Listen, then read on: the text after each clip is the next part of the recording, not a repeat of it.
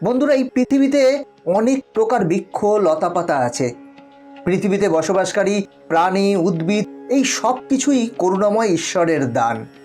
আমরা সবাই জানি বৃক্ষ নানা প্রকারের আছে, তাদের নামও ভিন্ন ভিন্ন।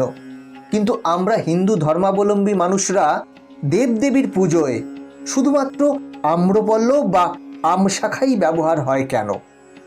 এবং ঘাসের মধ্যে শুধুমাত্র দূর্বা ঘাসই ব্যবহার করা হয় কেন? আজ আমরা এই ভিডিওতে জানব পৃথিবীতে এত প্রকারের বৃক্ষ লতাপাতা থাকতেও যে কোনো মঙ্গলানুষ্ঠান বা বিভিন্ন ধরনের দেবদেবীর পূজায় শুধুমাত্র আমশাখা ও দূর্বা ঘাসই কেন ব্যবহার হয়। বটগাছকে আমরা শিব মনে করি, বেলগাছকেও শিবের প্রতীক মনে করি, অশ্বত্থ গাছকেও ভগবান বলা হয়, ডুমুর গাছকে আবার ব্রহ্মা বলা হয়। দুর্গাপূজায় নবপত্রিকার পুজোও করা হয়। কিন্তু আম গাছ কোনো দেবতার মধ্যে পড়ে না। তবুও যে কোনো মঙ্গলানুষ্ঠানে বা দেবদেবীর পুজোয় ঘটে এই সমস্ত বৃক্ষের পত্র ব্যবহার না করে আমরা শুধুমাত্র আম্রপল্লবেরই ব্যবহার করি। কিন্তু কেন? আজ এই ভিডিওতে এর প্রকৃত কারণ জানব। তাহলে চলুন জেনে নিই কিভাবে এই আম্রপল্লব বা আম শাখা এবং দূর্বা ঘাসের ব্যবহারের সূচনা হলো। একদিন ভগবান শিব কৈলাসে ভ্রমণে বের হলেন।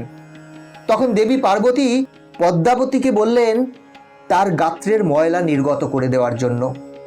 সেই মতো পদ্মাবতী দেবী পার্বতীর গাত্রের ময়লা নির্গত করে দেবীর হাতে দিলেন। দেবী পার্বতী সেই গাত্র ময়লা হাতে নিয়ে তার মানুষ কল্পনায় সুন্দর একটি পুত্তলি নির্মাণ করলেন। এরপর পার্বতী সেই সুন্দর পুতুলটি পদ্মাবতীর হাতে দিলেন। ঠিক সেই সময় ভগবান শিব সেখানে উপস্থিত হলেন। তখন দেবী লজ্জিত হয়ে অনন্তপুরে চলে গেলেন। পদ্মাবতীর হাতে সেই পুতুলটি দেখে ভগবান শিব সব বুঝতে পারলেন।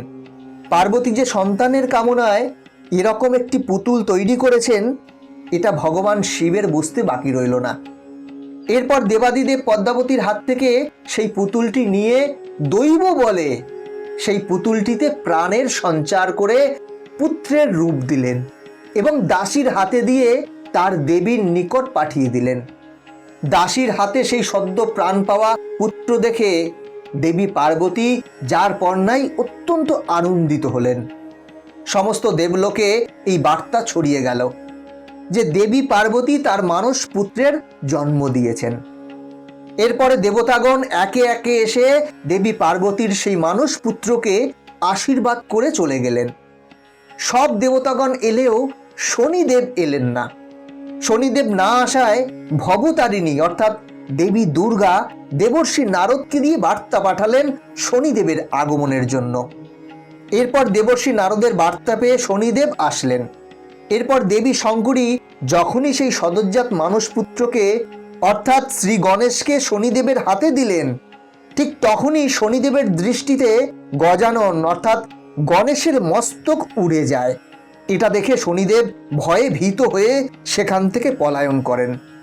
দেবী কাত্যায়নী এরূপ ঘটনা দেখে হাতে ত্রিশূল নিয়ে শনিদেবকে ধাওয়া করলেন, এই উদ্দেশ্যে যে আজ শনিকে আমি বিনাশ করে ভস্মীভূত করব।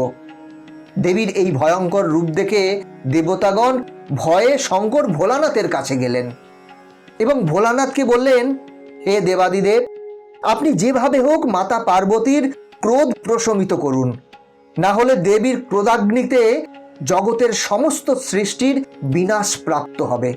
তখন ভোলানাথ দেবী পার্বতীর নিকট গিয়ে বললেন, দেবী তুমি শান্ত হও। আমি আগে যেমন এক পুতুল থেকে গণেশের মধ্যে প্রাণের সঞ্চার করে তাকে জীবন দান করেছি, এবারও সেরূপ করব। তুমি শান্ত হও। এরপর ভগবান শিব নন্দীকে বললেন, তুমি দেব, পশু, জীবজন্তু যাকেই উত্তর দিকে মাথা করে শুয়ে থাকতে দেখবে তার মস্তক কেটে নিয়ে আসবে। দেবাদিদেব মহাদেবের কথা মতো তার অনুচর নন্দী উত্তরে গমন করলেন।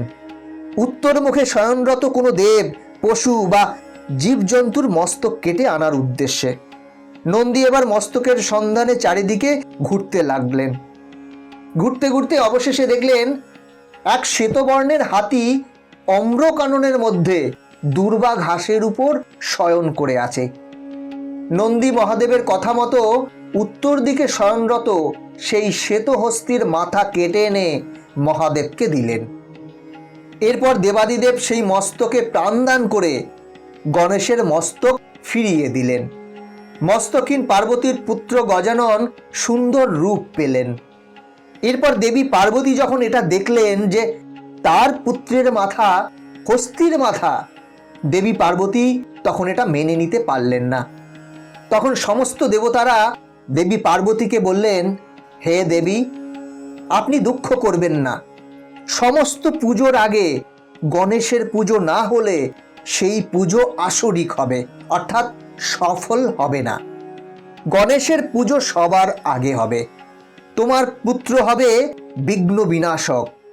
এরপর প্রভু শিব নন্দীর কাছ থেকে সমস্ত অবগত হলেন যে শ্বেতহস্তি কোথায়, কিভাবে শয়নরত ছিল।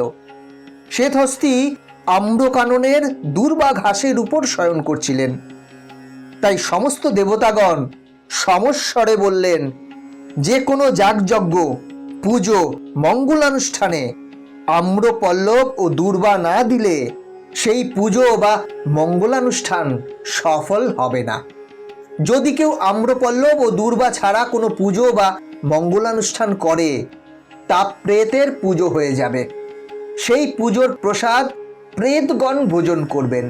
এরপর সমস্ত দেবতাগণ দেবী পার্বতীকে বললেন, বিঘ্ন বিনাশন গৌরী নন্দন, বন্দী দেব গণরাজে, ব্রত যজ্ঞ হোমে সবার প্রথমে, ধাতা যারে আগে পূজে, পৃথ্বী সবে জন করো যে পূজন, দুর্বা আম্রপল্লব দিয়ে ঘটে, ইহা নাহি দিলে পূজা যে বিফলে, দেব বাক্য নাহি টুটে। অর্থাৎ পূজা, যাগযজ্ঞ, হোম সমস্ত কিছুতেই গণরাজ অর্থাৎ গণেশের পুজো সবার আগে হবে। পৃথিবীলোকে ও মনুষ্যগণ যখন কোনো পুজো, পার্বণ ও মঙ্গলানুষ্ঠান করবে, তখন আম্রপল্লব ও দুর্বা ঘটে দিতে হবে, না হলে সেই পুজো বিফলে যাবে। আর এই দেববাক্য কখনো মিথ্যে হবে না। এই কারণে ঘটে আম্রপল্লব ও দুর্বা ঘাস অত্যাবশ্যকীয়। এই দুটি না দিলে কোনো পূজানুষ্ঠান সুসম্পন্ন বা সফল হবে না। তো বন্ধুরা, এটাই হচ্ছে আম্রপল্লব ও দুর্বা ঘাস ব্যবহারের প্রকৃত কারণ। বন্ধুরা, আজ এ পর্যন্তই। ভিডিওটা কেমন লাগলো কমেন্ট করে জানাবেন। এই চ্যানেলে নতুন হলে চ্যানেলটি সাবস্ক্রাইব করে বেল আইকনটি প্রেস করে রাখবেন পরবর্তী ভিডিও দেখার জন্য। ভালো থাকবেন, সাথে থাকবেন।